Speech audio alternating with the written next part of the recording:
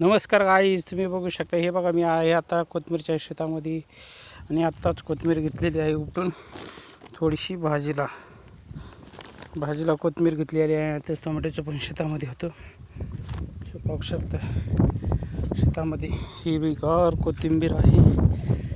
आणि ती मी एकदम तोडलेली आहे. अशी अजून उपटायला आली नाही आहे, पण आता हीच कोथिंबीर उपटणार आहे, कारण की भाव वगैरे पडून.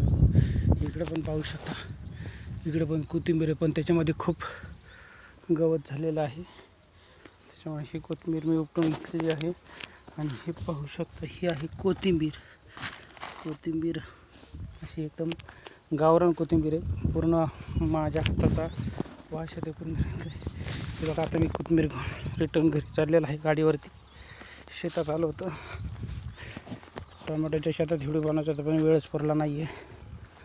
चला, मी आता पिशा अडकवतो आहे गाडीला आणि गाडीला किक मारून रिटर्न परत कोथिंबीरच्या शेतातल्या पातमधून रिटर्न चाललेलं आहे.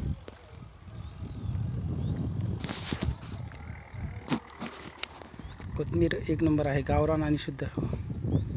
मला मागच्या वेळेस सुद्धा कोला दिसला होता त्या उसाची, तिथं वालोड काहीतरी होती त्यावेळेस.